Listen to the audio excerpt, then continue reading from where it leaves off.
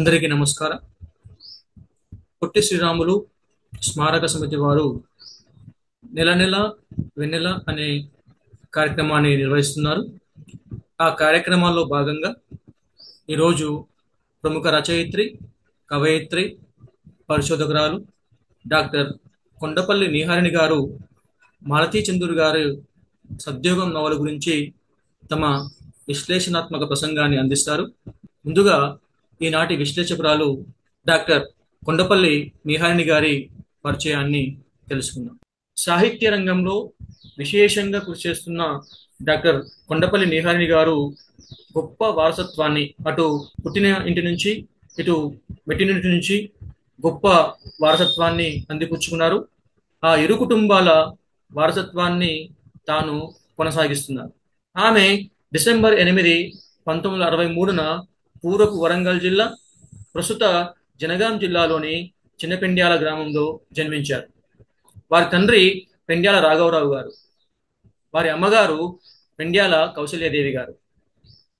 రాఘవరావు గారు వరంగల్ జిల్లా నుంచి మొట్టమొదటి పార్లమెంటేరియన్ గా ఎన్నికయ్యారు. వారి మామగారు కొండపల్లి శేషగిరిరావు గారు, ప్రఖ్యాత చిత్రకారుడు. ఆమె భర్త కొండపల్లి వేణుగోపాలరావు గారు చీఫ్ ఇంజనీర్ గా రిటైర్ అయ్యారు. వారి సంతానం దీప్తి, భార్గవ. వారిరువురు కూడా అమెరికాలో నివసిస్తున్నారు. సాహిత్యం అంటే అభిమానం గల కొండపల్లి నీహారిణి గారు తన విద్యాభ్యాసాన్ని కూడా తెలుగు ప్రత్యేక అంశంగా పూర్తి చేశారు. బిఏ తెలుగు కాకతీయ విశ్వవిద్యాలయం నుంచి, ఎక్స్టర్నల్లో ఎంఏ తెలుగు, మళ్ళీ ఉస్మానియా విశ్వవిద్యాలయం నుంచి ఎంఏ తెలుగు, అలాగే పిహెచ్డి కూడా ఉస్మానియా విశ్వవిద్యాలయం నుంచి పూర్తి చేశారు. బుద్ధిరాజు సోదరుల జీవితం, సాహిత్యం అనే అంశంపై ఆచార్య వెల్దరి నిత్యానందరావు గారి పర్యవేక్షణలో ఒక గొప్పనైన పరిశోధన చేశారు. మంచి గ్రంథాన్ని వెలువరించారు. తెలుగు భాష పట్ల విపరీతమైన మమకారం గల కొండపల్లి నీహారిణి గారు తన అభిమానాన్ని కేవలం చదువుకోవడం కోసం, రాయడం కోసం, పరిశోధన కోసమే కాకుండా ఈనాటి తరానికి, ముఖ్యంగా విద్యార్థుల్లో భాషాభిమానాన్ని పెంపొందించేందుకు తాను వివిధ పాఠశాలల్లో సుమారు 25 ఏళ్ల పాటు ఆమె తెలుగు టీచర్గా తమ బాధ్యతల్ని నిర్వర్తించారు. అలాగే ఒకవైపు రచనా వ్యాసంగం, మరోవైపు బోధన, దాంతోపాటు తాను వివిధ పుస్తకాలకి సంపాదకత్వం వహించారు. అలాగే తన గ్రంథాలని ప్రచురించారు. వారి నాన్నగారి పెండ్యాల రాఘవరావు గారి జీవితంపై నా ప్రజా జీవితం అనే పేరుతో, వారి మామగారు కొండపల్లి శేషగిరిరావు గారి జీవితంపై చిత్రకళ రామణీయకం అనే పేరుతో అభినందన సంచికలను వెలువరించారు. వాటితో పాటు చిత్రకళా తపస్వి డాక్టర్ కొండపల్లి శేషగిరిరావు జీవిత చరిత్ర, పెండ్యాల రాఘవరావు జీవిత ప్రస్థానం, బుద్ధిరాజు సోదరులు జీవిత చరిత్ర, కొండపల్లి శేషగిరిరావు జీవిత చరిత్ర ఇలాంటి మోనోగ్రాఫ్లు తెలుగు అకాడమీ ముద్రించింది. అలాగే తన కవితా సంపుటాలు అర్ర తలుపులు, నిర్నిద్రగానం, 8వ అడుగు, కాల ప్రపంచనం వంటి గ్రంథాలని వెలువరించారు. టెంపెస్ట్ ఆఫ్ టైమ్ అనే పేరుతో కాల ప్రపంచనం పుస్తకాన్ని ప్రముఖ కవి రచయిత ఎలనాగ గారు ఇంగ్లీష్లో కూడా అనువదించారు. తన పరిశోధన గ్రంథం తెలంగాణ వేగుచుక్కలు, బుద్ధిరాజు సోదరులు అనే గ్రంథాన్ని 700 పేజీల ఉద్గ్రంథం, ఆ గ్రంథాన్ని 2017లో ప్రచురించారు. అలాగే రాచిప్ప, ఘర్షణ అనే కథా సంపుటాలని వెలువరించారు. వ్యాసహారిక, సృజనరంజని, అనివార్యం అనే సాహిత్య విమర్శక వ్యాసాల సంపుటాలని వెలువరించారు. తన అమెరికా ప్రయాణ అనుభవాలను వెలువరిస్తూ అమెరికాలో 6 నెలలు అనే యాత్రా చరిత్ర గ్రంథాన్ని వెలువరించారు. వీటన్నింటికంటే చాలా ముఖ్యంగా తాను సాహితీ లోకంలో ఇంకా ఇంకా ఇంకా క్రియాశీలకంగా పనిచేస్తున్నారు. వీటితో పాటు నీహారిణి గారు తన సేవలను ఇంకా క్రియాశీలకం చేస్తూ మయూక ద్వైమాసిక పత్రిక, తరుణి వారపత్రిక అనే పత్రికల్ని అంతర్జాల వేదికగా నిర్వహిస్తున్నారు. అలాగే తరుణి యూట్యూబ్ ఛానల్కి ఎడిటర్గా బాధ్యత నిర్వహిస్తున్నారు.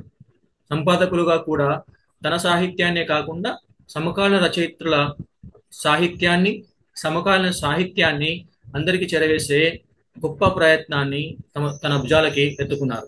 ఇవే కాకుండా ఆవిడవి అనేక అమృత రచనలు ఉన్నాయి.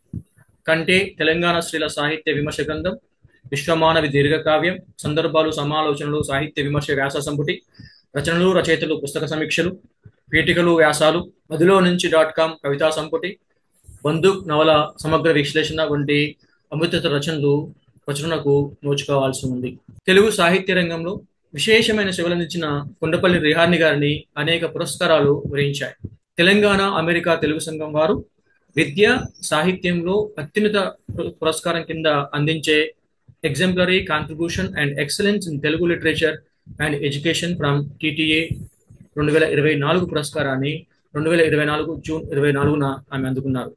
అలాగే అమృతలత అపురూప అవార్డ్స్ను, వంశీ తిరుమల బ్యాంక్ ఉగాది కామధేను పురస్కారాన్ని, ఉత్తమ రచయిత్రి ప్రతిభా పురస్కారం పొట్టి శ్రీరాములు తెలుగు విశ్వవిద్యాలయం నుంచి అందుకున్నారు 2023 సంవత్సరానికి గాను.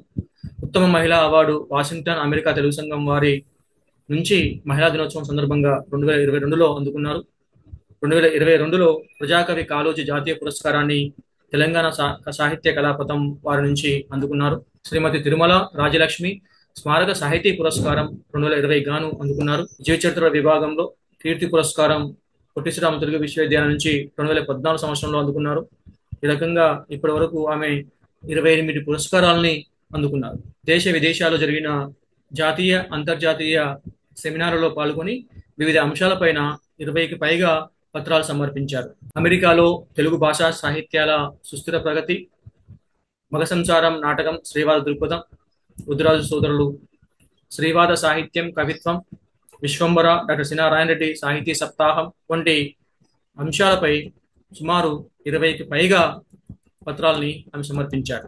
ప్రతినిత్యం ఏదో ఒక సభలో పాల్గొంటూనో, ఏదో ఒక అంశంపై రాస్తూనో, ఏదో ఒక అంశాన్ని విశ్లేషిస్తూనో, లేదంటే తాను నిర్వహించే అంతర్జాల పత్రికల పనిలో నిమగ్నమయ్యో నిరంతరం సాహితీ సృజనలో మునిగి తేలుతున్నారు కొండపల్లి నిహారిణి గారు.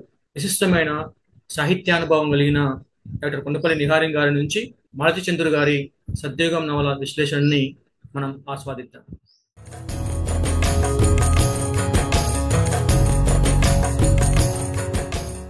అందరికీ నమస్కారం. నా పేరు కొండపల్లి నిహారిణి. నేను ప్రముఖ రచయిత్రి మాలతి చంద్రు గారు రచించినటువంటి సద్యోగం అనే నవల మీద విశ్లేషణ చేస్తూ మీతో పంచుకోవాలనుకుంటున్నాను. నెల నెల వెన్నెల అనే ఒక చక్కని కార్యక్రమంతో మనకి పొట్టి శ్రీరాములు స్మారక సమితి వాళ్ళు ఈ కార్యక్రమాన్ని నిర్వహిస్తున్నారు. ఇది చాలా గొప్ప కార్యక్రమంగా భావిస్తున్నాను నేను. అట్లాగే వాళ్ళకి అభినందనలు చెప్తూ, ఆ నిర్వాహకుల అందరికీ అభినందనలు తెలియజేస్తూ, వీక్షకులందరికీ, ఇప్పుడు నా మాటలు వింటున్న ప్రతి ఒక్కళ్ళకి ధన్యవాదాలు, కృతజ్ఞతలు చెప్పుకుంటూ, మనం మాలతి చంద్రు గారి రచనా ప్రస్థానాన్ని, రచనా శైలిని, విధానాన్ని, వారి ఆలోచన సరళిని చెప్పుకుందాం. సద్యోగం, ఈ నవల పేరు సద్యోగం. ఉద్యోగం అంటాం కదా, ఉద్యోగం సద్యోగం అని. అంటే ఏంటి అంటే, ఉద్యోగం అంటే డబ్బు సంపాదన కొరకు, భుక్తి గడవడం కొరకు చేసే పని. కానీ సద్యోగం అనేది కూడా డబ్బు సంపాదన కొరకే ఉన్నా కూడా వాళ్ళదైనటువంటి ఆ వ్యక్తిత్వాన్ని కాపాడుకుంటూ ఒక సమ మార్గంలో వెళ్ళగలిగేది చేసేదాన్ని మనం సద్యోగంగా చెప్పుకుంటాం. ఎందుకు మాలతి చంద్రు గారు సద్యోగం అని పెట్టారు అంటే, తను ఎంచుకున్నటువంటి ఆ నవల నాయిక ఎవరైతే ఉందో ఆమె ప్రతి క్షణము తను ఎలా మానసికంగా అభివృద్ధి చెందుతున్నానో చెబుతూ, తను సాధించిన విజయాలను చెబుతూ రాద్దామని అనుకున్నారు. కాబట్టి ఈ నవలకు మాలతి చంద్రు గారు సద్యోగం అనే పేరు పెట్టారు. ఇక్కడ ఆ సద్యోగం నవల ముఖ చిత్రం పైన చూస్తే మనకు ఆమె ఆ పాత్ర ఎవరైతే నాయకురాలు ఉందో తను ఒక కోటు, అంటే లాయర్ కోట్ ధరించి ఉంటుంది. అప్పుడు మనకు దాన్ని చూడగానే అర్థమవుతుంది తను లాయర్ అని, తను స్వతంత్రంగా తన కాళ్ళ మీద నిలబడి సంపాదించుకునేటువంటి వ్యక్తిగా, మనకు చదువుకున్న అమ్మాయిగా మనకు ఒక దృగ్గోచరం మనకు ఏర్పడుతుంది. అయితే ఈ నవలలో అంటే మామూలుగా మనకు సాహిత్యంలో ఉన్న అన్ని ప్రక్రియల కంటే, అంటే ఇప్పుడు కవిత్వము, కథ, వ్యాసరచన ఇట్లాంటివి అన్ని ప్రక్రియలలో నవల అనే సాహిత్య ప్రక్రియ చాలా ఉన్నతమైనటువంటి స్థానాన్ని సంపాదించుకున్నది. ఎందుకు అంటే చెప్పదలుచుకున్నటువంటి కథాంశానికి విస్తృతంగా చెప్పగలిగే అవకాశం ఉంటుంది కనుక ఈ నవల అనేది బాగా ప్రసిద్ధిగాంచినటువంటి నవల ప్రక్రియగా మనం చెప్తూ ఉంటాం సాహిత్య ప్రపంచంలో. ఈ నవల ద్వారా అయితేనే రచయిత్రి మాలతీ చంద్రుడు గారు ఏమనుకున్నారు, తను చెప్పాలనుకున్నటువంటి ఆ విషయానికి న్యాయం చేస్తూ విశృంఖలంగా వివరించవచ్చు అనే ఉద్దేశం కూడా మనకు కనిపిస్తుంది. ఈ సమాజంలో స్త్రీలు చాలా వివక్షకు గురవుతూ ఉంటారు. అందరి ఇళ్లలో కాకపోవచ్చు, అందరి మనసుల్లో కాకపోవచ్చు, కానీ ఎక్కువ శాతం స్త్రీలు అన్యాయం పాలవుతూ ఉంటారు, కష్టాలు పడుతూ ఉంటారు. వాళ్ళ వ్యక్తిత్వాన్ని నిలబెట్టుకునే అవకాశాలు కూడా వాళ్లకు దొరకకుండా చేస్తుంటుంది సమాజం. అటువంటి సమాజంలో స్త్రీ తను నిలదొక్కుని ఉండడం ఎంత కష్టము అనేది అడుగడుగున ఎలాంటి అడ్డంకులు వస్తుంటాయి, వాటిని ఎలా అధిగమించి చేరుకోవాలని ఒక సదుద్దేశంతో వీరు ఈ నవలను ప్రారంభించారు, అలాగే నడిపించారు దాన్ని మొత్తం. ఈ నవలలో ఉన్నటువంటి కథానాయిక పేరు సుమిత్ర. ఈ సుమిత్ర మంచి విద్యావంతురాలు, లా చదువుకుంటుంది. లా చదువుకున్న తర్వాత ఆమె తప్పకుండా కొత్తగా ప్రారంభించినప్పుడు ఒక సీనియర్ అడ్వకేట్ దగ్గరకు వెళ్ళి అప్రెంటిషిప్ లాగా చేయాల్సి వస్తుంది కనుక తను కూడా అలాగే ఒక సీనియర్ అడ్వకేట్ దగ్గర జాయిన్ అవుతుంది. ఈ సుమిత్రకు అన్న వదిన ఉంటారు.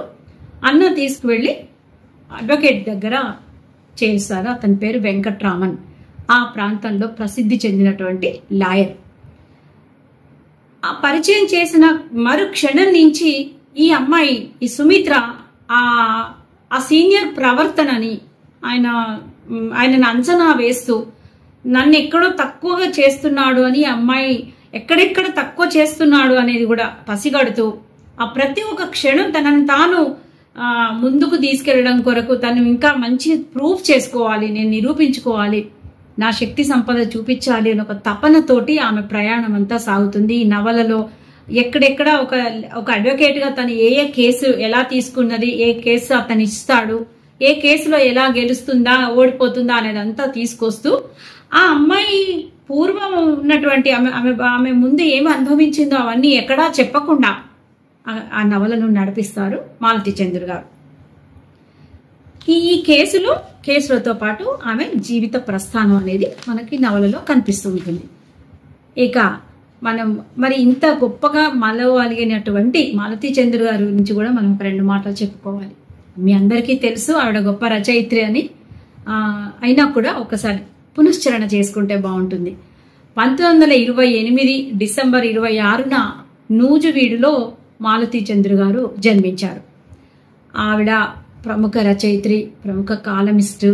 అప్పుడు ఆ కాలంలో కాలమిస్టుగా గొప్ప పేరున్నటువంటి రచయిత్రి. వీరి భర్త పేరు ఎన్ఆర్ చందూరు గారు. అందుకే మాలతి గారు ఆమె పేరు అసలు పేరుకు చందూరు గారి పేరును జత చేసుకొని ఆమె మాలతీ చందూరుగా మార్చుకొని ప్రసిద్ధికెక్కారు, మనకు అందరికీ తెలిసిందే. మాలతీ చందూరు గారి తల్లిదండ్రులు జ్ఞానాంబ వెంకటేశ్వర్లు. వీళ్ళు పిల్లలను చదివించారు. ఆ కాలంలో వాళ్ళు చేసిన గొప్ప విషయం ఏంటంటే అంటే 1928 మాట అక్కడ 30s వరకు వచ్చేసరికి 10 సంవత్సరాల పిల్ల అయిన తర్వాత చదివించడానికి వెనకడుగు వేస్తారు కదా. సో అవన్నీ అధిగమించారు మేడం మాలతీ చంద్రుడు మేడం. కాబట్టి 1955 నుంచే నవలలు రాయడం అని ప్రారంభించారు. అది అప్పుడు రేణుకాదేవి ఆత్మకథ దగ్గర నుంచి ప్రారంభం చేస్తే మేడం దాదాపు 40 నవలల వరకు రాశారు. అన్ని గొప్ప గొప్ప నవలలు, కొన్ని సినిమాలుగా వచ్చాయి, కొన్ని అవార్డ్స్ తీసుకున్నాయి, మనం చెప్పుకుందాం.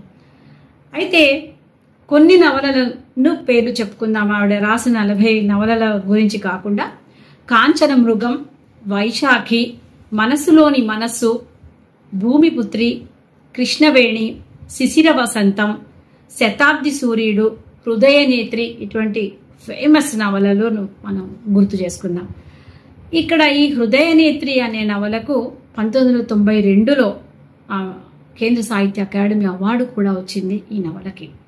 తర్వాత మాలతీ చంద్రుడు గారు ఆ కాలంలోనే సినిమా ఫీల్డ్లో అంటే సెన్సార్ బోర్డు ఆఫీసర్గా కూడా మెంబర్గా కూడా ఆవిడ పనిచేశారు. తర్వాత చాలా కాలమ్స్ రాసేవారు. అందులో ప్రమదావనం అని ఒక కాలం చాలా ప్రసిద్ధి చెందినటువంటిది. ఇది చాలా 40 ఏళ్ల పైగా ఈ ప్రహసనం ఇది సాగింది. అంటే ఈ కాలం అనేది అందులో స్త్రీల సమస్యల మీద ఆమె ఫోకస్ చేసి ప్రమదాన్ని అంటే ఆ పేరులోనే స్త్రీ సమస్య తీసుకోవడానికి తీసుకున్నదని మనకు తెలుస్తుంది. కానీ ఆవిడకి చాలా మంది పురుషులు కూడా ఆ పాఠకుల అభిమానులు ఉండేవారు. వాళ్ళకు వచ్చే డౌట్స్ ని అడగడము, ఈవిడ సమాధానాలు ఇవ్వడము, అలా ప్రభ పత్రికలో అప్పుడు బాగా చాలా ఫేమస్, చాలా ప్రఖ్యాతి చెందినటువంటిది. అలా మేడం కాలమిస్ట్ గా కూడా చాలా గొప్ప పేరు తెచ్చుకున్నారు. తర్వాత పిండి వంటలు ఎలా చేయాలనే దానిపైన, తర్వాత అందాలు అలంకారాలు ఎలా ఉంటాయనే దానిపైన, తర్వాత మధుర జీవనం అని ఇటువంటి అన్ని విషయాల మీద కూడా ఆవిడ కాలమిస్ట్ గా చాలా రాశారు. అంటే స్త్రీలకు మానసికంగా స్వేచ్ఛ లభిస్తే చాలు అనే దాని మీద మెయిన్. బయటికి వెళ్తే రక్షణ ఉందా లేదా అనే విషయాన్ని పక్కన పెడితే ముందు ఇంట్లో కనీసం ఆ స్త్రీలకు ఒక స్వేచ్ఛా భావం అనేది వాళ్ళు వ్యక్తపరచగలుగుతారా, వ్యక్తపరచాలి అనే ఒక ఆశయంతోనే ఆవిడ చేశారు అన్ని. చాలా వరకు ఆవిడ రచనలలో మనకు అవే కనిపిస్తూ ఉంటాయి. అంటే అసలు మానవుల జీవితమే కష్ట నష్టాల సంగమం. కష్టాలున్నా ఎదుర్కొని నిలబడాలి అనే ఒక సూచనప్రాయంగా ఆవిడ అన్ని రాస్తూ ఉండేవారు. అంటే తర్వాత వీరి రచనలలో మనకి కనిపించేది ఏంటంటే చాలా సహజ సిద్ధంగా రచనా శైలి సాగుతూ ఉంటుంది. కల్పనా జగత్తులో ఉండకూడదు మనుషులు, స్త్రీలైనా పురుషులైనా కల్పనా జగత్తులో విహరించేదో ఊహాలోకంలో ఉండొద్దు, వాస్తవానికి దగ్గరలో ఆలోచించాలి అనేలాగా మాలతి చంద్రు గారి రచన విధానం సాగుతూ ఉంటుంది. వీరు ఇంకా ఆంధ్ర మహిళా సభ ఉంది కదా, అప్పుడు ఆంధ్ర మహిళా సభ వాళ్ళు నిర్వహించిన మహిళా హాస్టల్ కి కూడా మాలతి చంద్రు గారు చైర్పర్సన్ గా పనిచేశారు. 2013 ఆగస్టులో చనిపోయారు మేడం. అప్పటి వరకు కూడా అంటే దాదాపు 84 ఏళ్ల వయసు వచ్చే వరకు కూడా సామాజిక సేవలు చేస్తూ తనదైన విధానంలో రచనలు చేస్తూ కొనసాగారు. అటువంటి మాలతి చంద్రు గారు రాసినటువంటి సత్యోగం నవలలో ఉన్న అంశాలేంటో తెలుసుకుందాం. ఈ సుమిత్ర తను సీనియర్ లాయర్ ఎవరైతే వెంకట్రామన్ దగ్గరికి వాళ్ళ అన్నయ్య తీసుకెళ్లి పరిచయం చేసి మా చెల్లిని మీ అసిస్టెంట్గా పెట్టుకోండి అని చెప్పి పరిచయం చేసి వెళ్ళిపోతాడు. ఉండవనగానే అక్కడే ఉంటుంది. అక్కడి నుంచే అంటే చాలా నిర్లక్ష్యంగా ఆమె వైపు చూడకుండానే సరే అన్నట్టుగా అనడంతోనే ఆమె మనసు దెబ్బతింటుంది. అరే ఏంటి సరైన రెస్పాన్స్ కూడా ఇవ్వట్లేదు అని ఆమె ఫీల్ అవుతుంది. అక్కడి నుంచి మనకి ఆమె ప్రతి క్షణం ఒక సంఘర్షణ అనమాట. ఆ సీనియర్ ఎందుకు అంత చులకనగా చూస్తున్నట్టుగా ఆమె భావన చేస్తూ ఉంటుంది.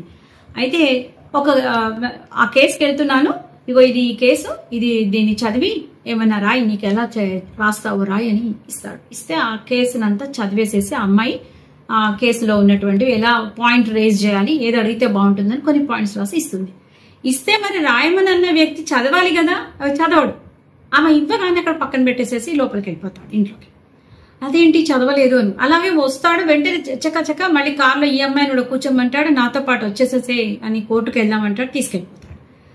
నేను రాసిన పాయింట్స్ చూడడం లేదేంటి అని ఆ అమ్మాయి మదన పడుతూ ఉంటుంది. పెడతాడు, అయిపోయింది, కేసు అయిపోతుంది. వచ్చాకనన్నా ఆ పాయింట్స్ యూజ్ చేసినట్టుగా చూసినట్టుగా ఎక్కడ తెలియకపోయేసరికి అమ్మాయి కానీ ఇదేంటి నేను ఇంత కష్టపడి రాసే ఒక ఆన్సర్ ఒక మాట కూడా చెప్పట్లేదండి అని అనుకోండి. అక్కడి నుంచి ఈ ఘర్షణలోంచి ఆమె అదే కోణంలో అతన్ని పరిశీలించడం మొదలు పెడుతుంది. దానికి తగ్గట్టుగా అతని ప్రవర్తన కూడా ఎలా ఉంటుంది అనడానికి ఒక చిన్న మాటలు, ఆ డైలాగ్స్ మనం మేడం నవలలో ఎలా రాశారో చూస్తే, సీనియర్ గౌను పుచ్చుకొని వెనకాల తిరగడం అనేది చేస్తారు జూనియర్లు అనే ఒక భావనతో ఉన్నటువంటి అతను ఏం చేస్తాడు, ఒక కేసు అప్పచెప్తాడు. అదేంటంటే పసుపులో కల్తీ జరుగుతోంది అనే ఒక కేసు తీసుకుంటాడు.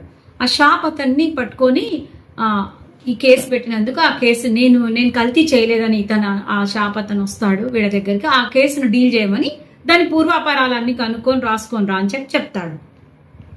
చెప్తే ఆ అమ్మాయికి పూర్తిగా తెలీదు దాని గురించి. అసలు ఆ పసుపు కల్తీ ఎలా చేస్తారు అనేది తెలిస్తే కదా దాన్ని చేశారా లేదా అని తెలుసుకోవడం. పసుపులో కల్తీ జరుగుతుందని కూడా తనకు తెలియదు. సో అతను ఏం చేస్తాడు, ఆ ఊళ్ళోకి వెళ్తున్నాను నాతో పాటు రాని ప్రయాణం చేసి తీసుకెళ్ళిపోతాడు. ఆ పసుపు పంట పండించే దగ్గరికి వెళ్తాడు. అతనికి ఈ వ్యాపారితో మాట్లాడితే అతనికి ఒక అవగాహన వస్తుంది. అతను సీనియర్ మోస్ట్ కాబట్టి వ్యక్తుల మనస్తత్వాలు ఎలా ఉంటాయి, వ్యాపారవేత్తల మనస్తత్వాలు ఎలా ఉంటాయి తెలుసు కాబట్టి ఒక అంచనా వేసుకొని అతనితో ఎంత మాట్లాడాలో అంత మాట్లాడేసేసి ఎక్కడైతే పసుపు పంట పండిస్తారో ఆ గ్రామానికి తీసుకెళ్తారు. ఈ అమ్మాయిని కూడా రమ్మంటారు, తీసుకువెళ్తారు. వెళ్ళాక అక్కడ ఆ పసుపును ఉడికించి వంట చేసేప్పుడు అది ఉడికించి తయారు చేయాలి, సిద్ధం చేయాలి. వాళ్ళు చేసేప్పుడు ఆ పాత్రతోని ఆ సీసం అనేది ఈ పసుపుకు అంటుకుంటుంది అనేది ఆయన గ్రహిస్తాడు.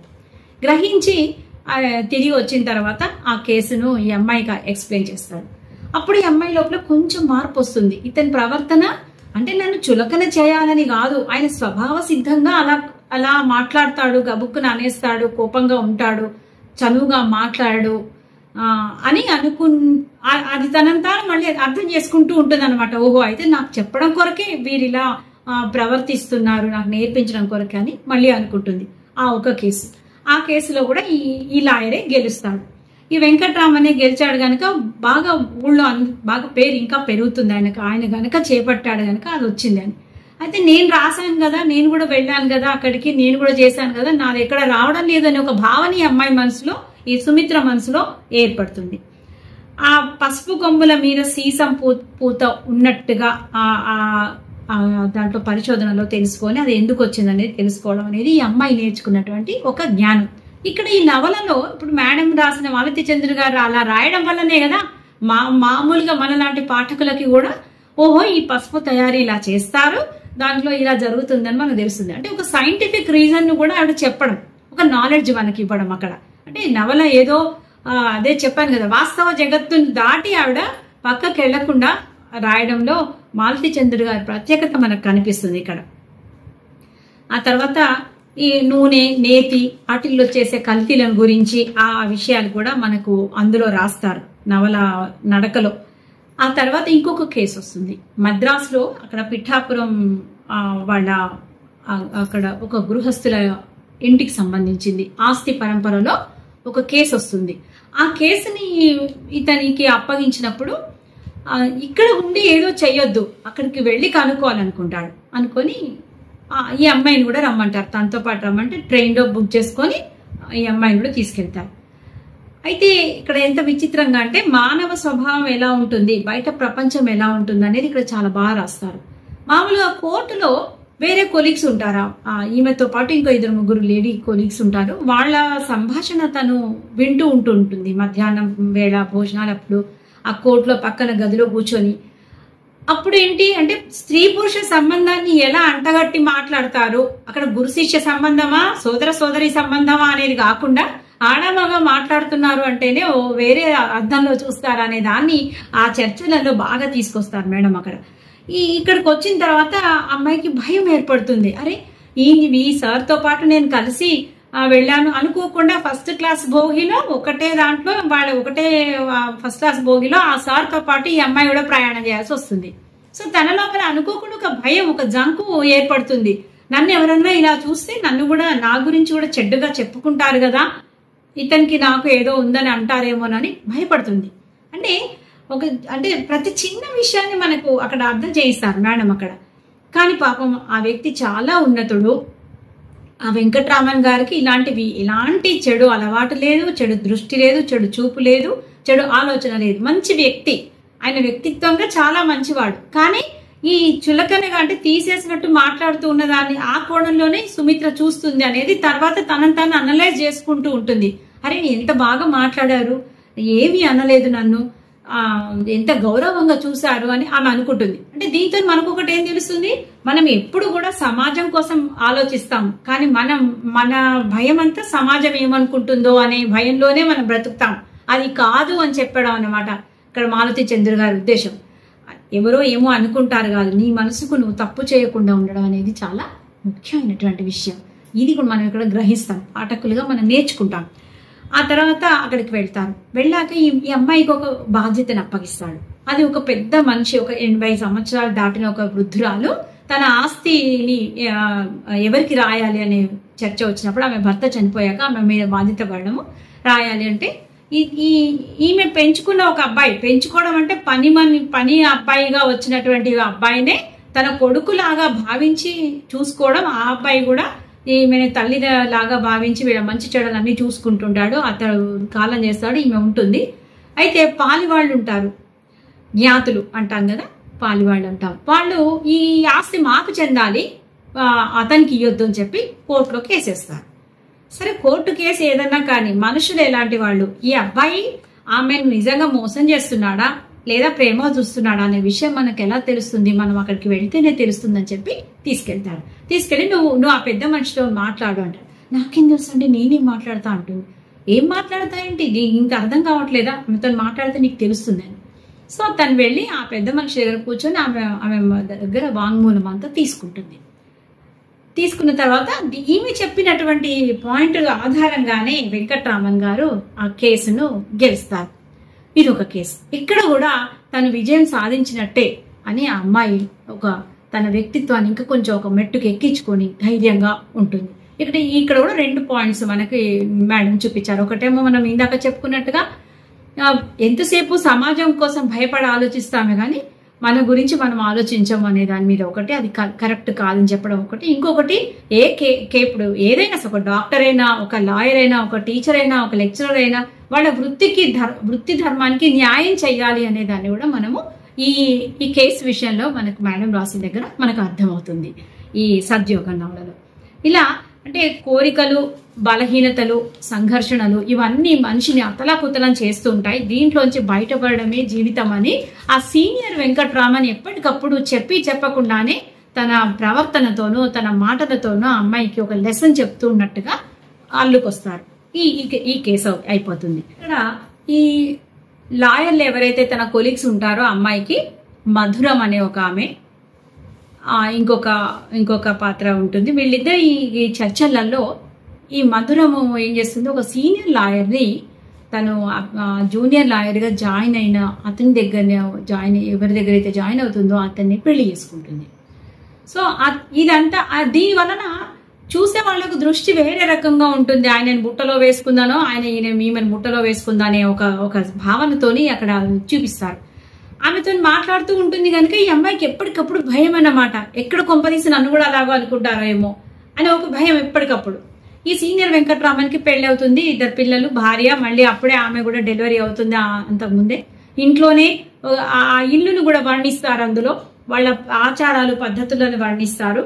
అక్కడ అంటే మళ్ళీ భార్యను ఇచ్చే ఉన్నత స్థానం ఇస్తున్నాడా, ఎక్కడిస్తున్నాడో, ఎక్కడ ఇవ్వడం లేదు, ఆమెను తీసి పడేస్తున్నాడా, పెళ్ళాన్ని ఎలా చూస్తున్నాడు అనే కోణంలో కూడా ఈ అమ్మాయి ఆ సీనియర్ని అబ్జర్వ్ చేస్తూ ఉంటుంది. కాబట్టి ఇక్కడికి వచ్చేసరికి కోర్టులో ఎప్పుడైతే లంచ్ బ్రేక్ టైంలోనో అప్పుడు భోజన సమయంలోనో కూర్చుని మాట్లాడుకున్నప్పుడు ఈ మధురము తన సీనియర్ను తను పెళ్లి చేసుకుందని, అతని ఆస్తి బాగా ఉందని అనుకుంటుంది. కానీ అతనికి అంతకు ముందే ఒక కొడుకు ఉంటాడు.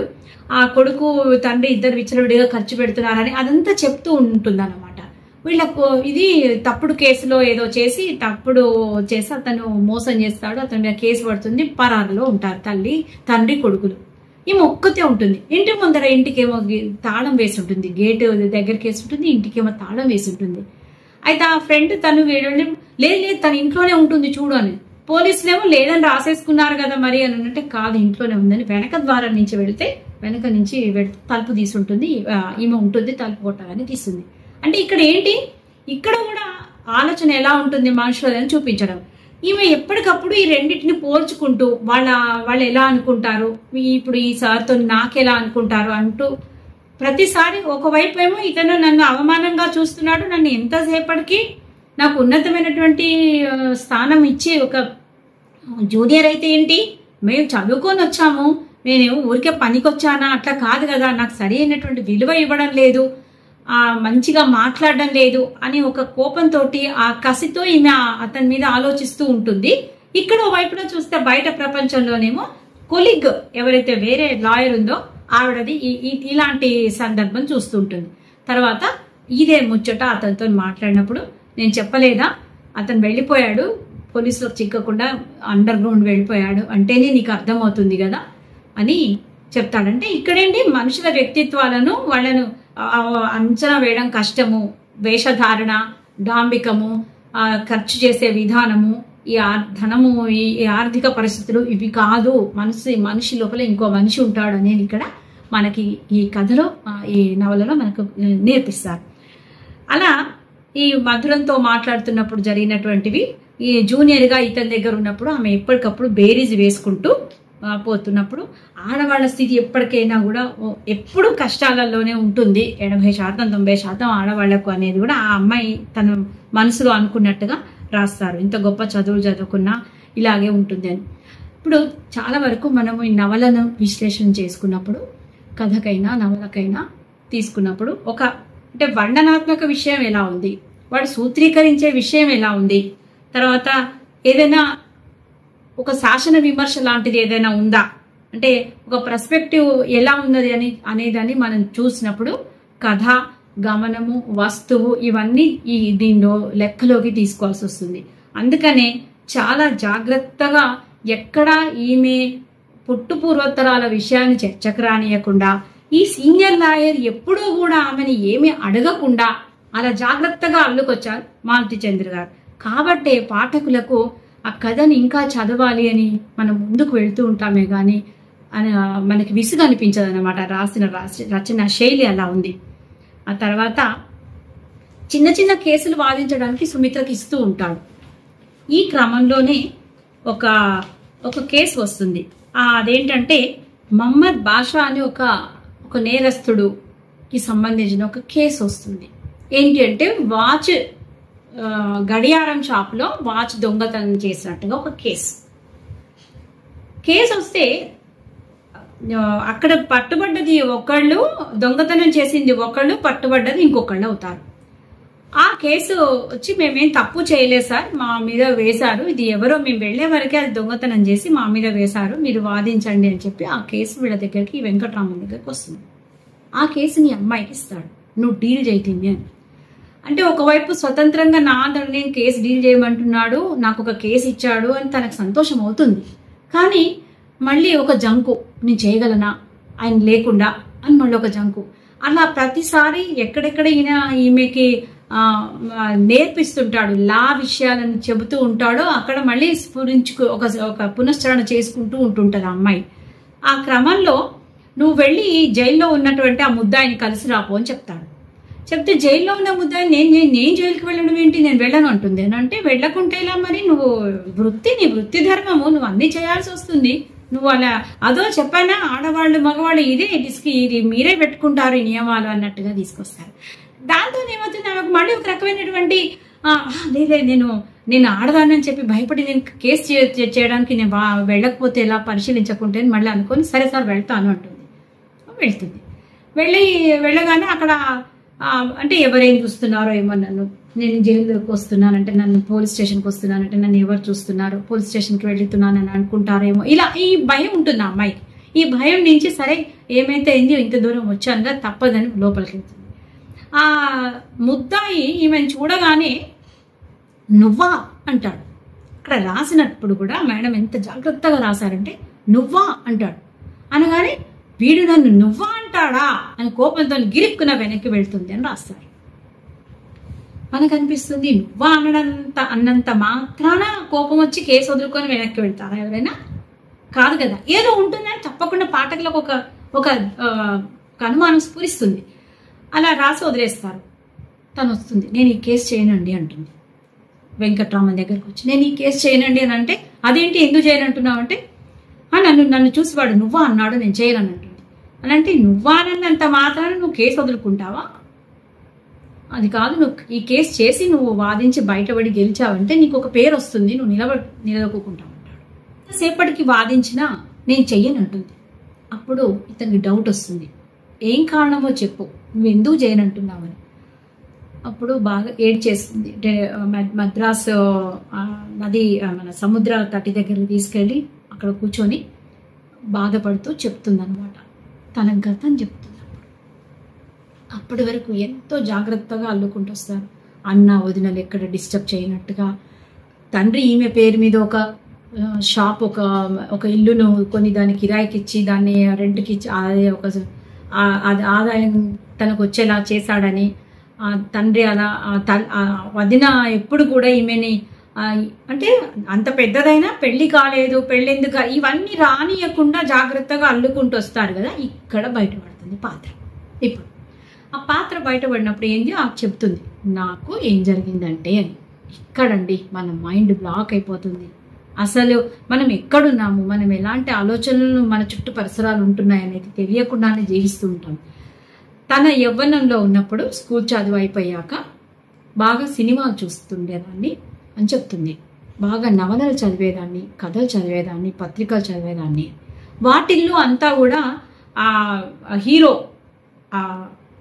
హీరో పాత్ర వీళ్ళని ఎట్లా ఇంప్రెస్ చేయడము, వాళ్ళ కోసం కళలు, ఊహలు, పాటలు, ఒక లోకంలో ఉండడము, అలాంటివన్నీ చదివి ఆ అమ్మాయి ఇవి చదువుతున్నది, ఇవి చూస్తున్నది, వద్దు అని చెప్పేవాడే లేరు అని అంటుంది. నాకు ఇలా జరిగింది అని.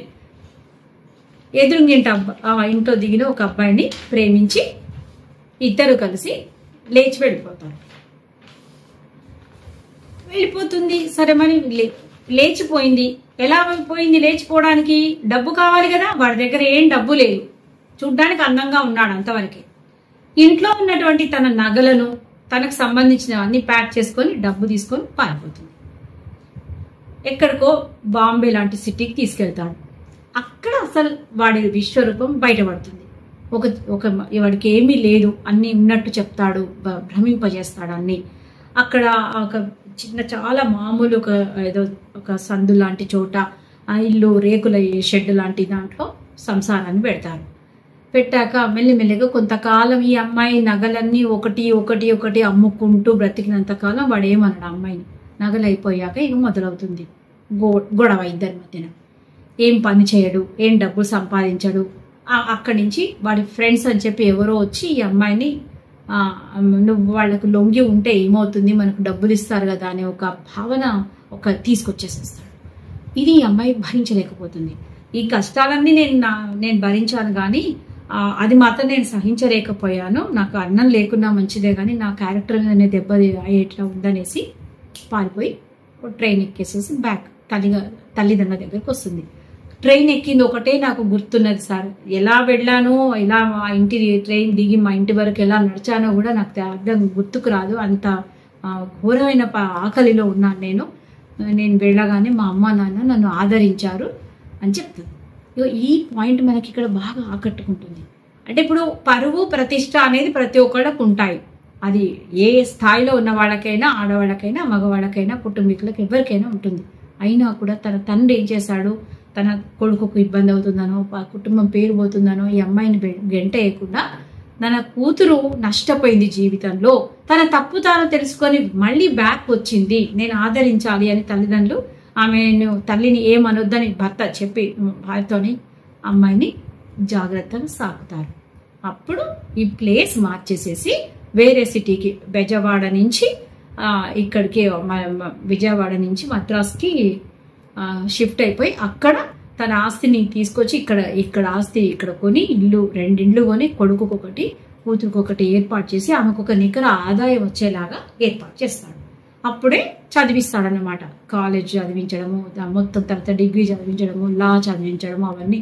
సో తండ్రి చాలా సపోర్టివ్గా ఆమెకుంటాడు. ఇక్కడ మనకు అర్థం చేసుకోవాల్సింది ఏంటంటే పిల్లలను కనడం మన బాధ్యత కానీ పెంచినప్పుడు ఈ బాధ్యత కూడా తీసుకోవాల్సి వస్తుంది. వాళ్ళకి ఏదైనా కష్టము నష్టము ఉన్నప్పుడు తల్లిదండ్రులే సహకారంగా ఉండాలి అనేది మనకు తెలుస్తుంది. చాలా మంది అమ్మాయిలు ఇటువంటి ఏ ఆదరణ లేక వాళ్ళ జీవితాలను మధ్యలోనే ఆత్మహత్య చేసుకొని నష్టపోయేది మనం చూస్తూ ఉంటాం. సో ఇది ఒకటి ఇక్కడ మనకు మాలతి చంద్రు గారి ఉద్దేశం అక్కడ ఈ రాయడం ఏంటంటే ఇదే అన్నమాట.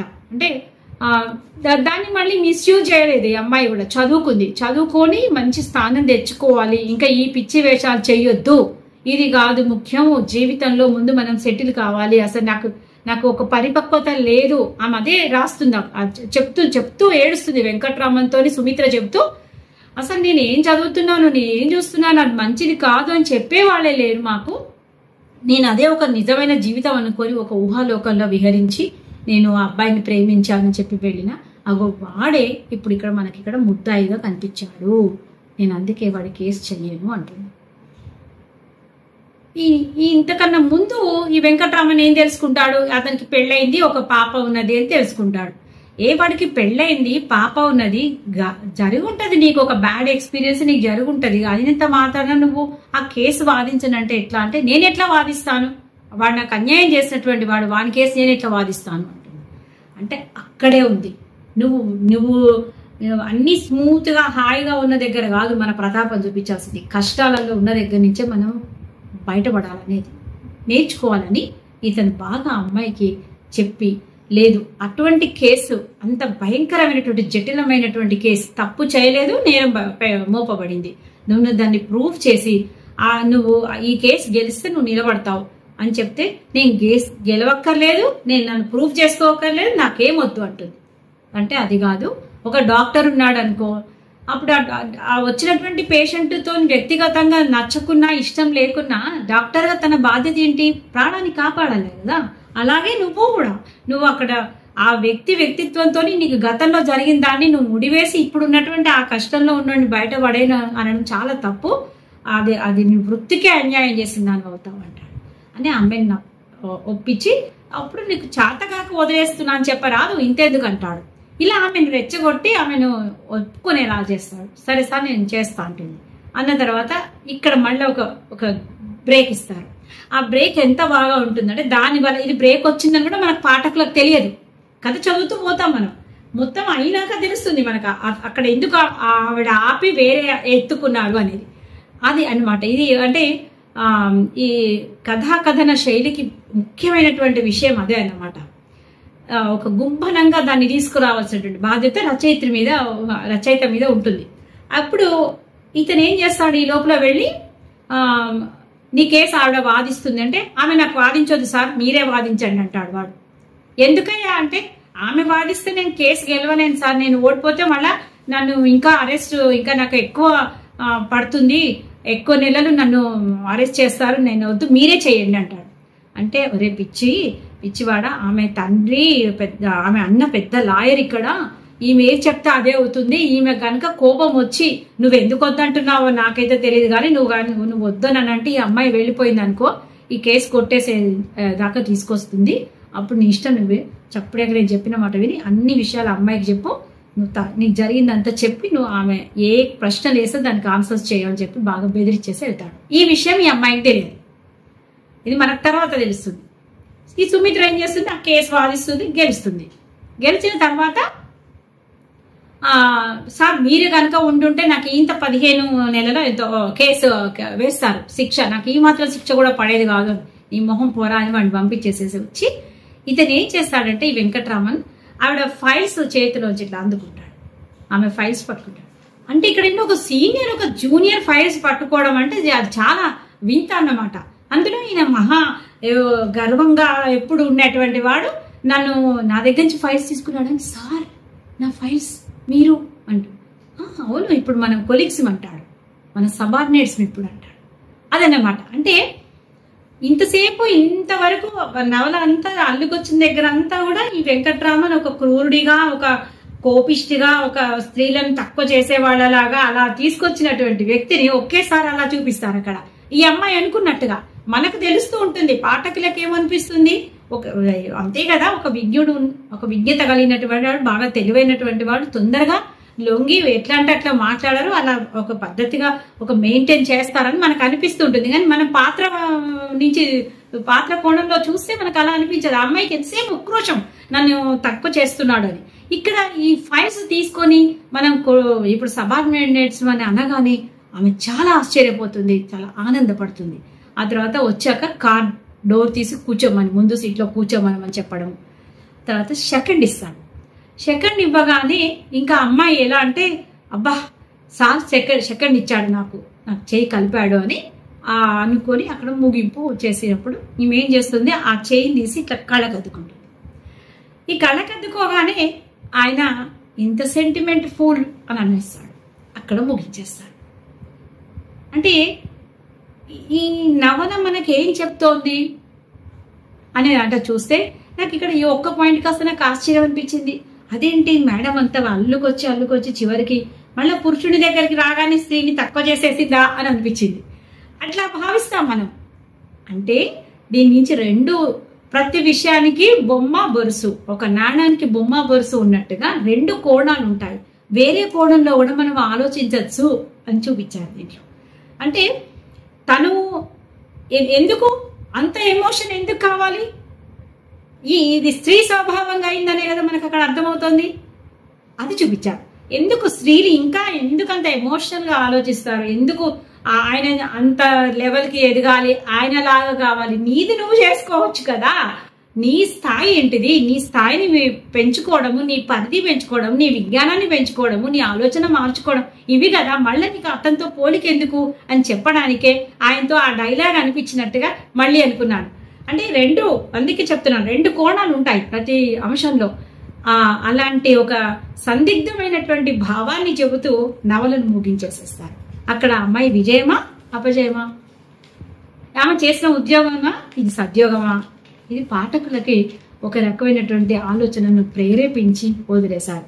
చాలా అద్భుతమైనటువంటి నవల. అంత చిన్న నవలలో ఇంత పెద్ద భావాన్ని మాలతి చంద్రు గారు ఎలా నిక్షిప్తం చేశారు, ఆ రచన విధానం ఏంటి, ఏ కేసును చెప్పినా ఆ కేసును పూర్వాపరాలను చర్చించినప్పుడు, ఇప్పుడు ఇక్కడ వారసత్వం, ఆ వారసత్వం కేసు తీసుకున్నప్పుడు వారసత్వ కేసులో ఏమేమి ఉంటాయి అవి చెప్పడం, ఆ పసుపు కేసు తీసుకున్నప్పుడు పసుపు పంటలో ఉండేవేంటిది, ఆ పంట పండించడం ఏంటి, దాన్ని తయారు చేయడం ఏంటి అది చెప్పడం, కల్తీ నెయ్యి అవి నూనె కల్తీ విషయం చెప్పడం. ఇలా ఏ కేసు తీసుకున్నా కూడా ఇప్పుడు ఈ వాచ్ దొంగతనం చేసిన ఈ ముద్దాయిని ఎలాంటివి మనకు సమాజంలో కనిపిస్తాయి, నేరం ఒకటి చేస్తారు, శిక్ష ఒకటి పడతారు, ఇలాంటివి ఎన్నో విషయాలను సందర్భోచితంగా చక్కగా వివరిస్తూ దానికి మనకు విసుగు చెందకుండా, తను ఒక స్పీకర్గా తానే దూరి చెప్పకుండా ఆ సందర్భాన్ని క్రియేట్ చేస్తూ ఆ వాక్య నిర్మాణం చాలా అద్భుతంగా తీసుకొచ్చారు. ఈ సద్యోగం నవలను చదవడము చాలా విజ్ఞానం అందించిందంటే నేను భావిస్తాను. మీరు కూడా వీలున్నప్పుడు చదవండి. మాలతి చంద్రు గారి రచన శైలి సంవిధానము తెలుసుకోవాల్సినటువంటిది. సద్యోగం నవల చాలా బాగుంది. ఈ అవకాశం ఇచ్చినందుకు నాకు ఇలా మీతో 4 మాటలు మాలతి చంద్రు గారి గురించి కానీ సద్యోగ నవల గురించే కానీ మాట్లాడుకునే అవకాశం కల్పించినటువంటి పొట్టి శ్రీరాములు స్మారక సమితి వాళ్ళకి నేను కృతజ్ఞతలు తెలుపుకుంటూ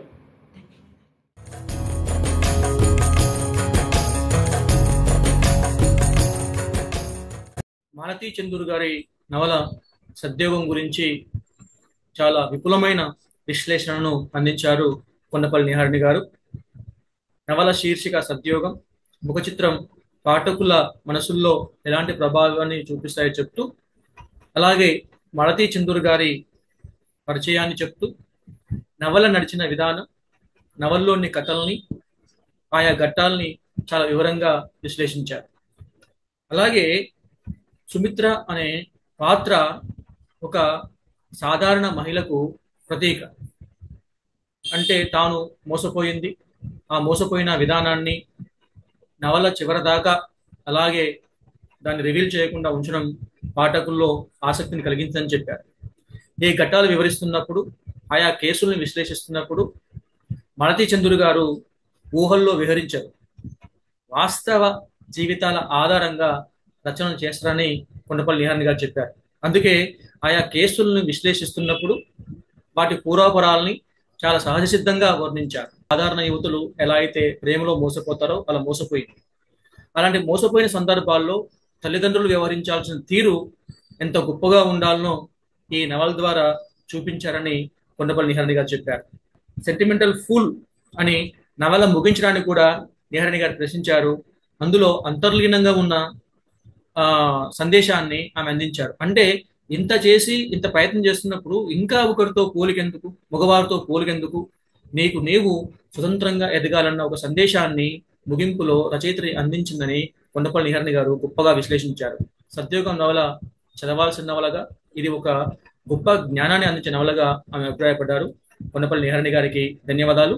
ఇలాంటి ఒక మంచి కార్యక్రమం ద్వారా వివిధ రచనల్ని పరిచయం చేస్తున్న పొట్టి శ్రీరాములు స్మారక సమితి వారికి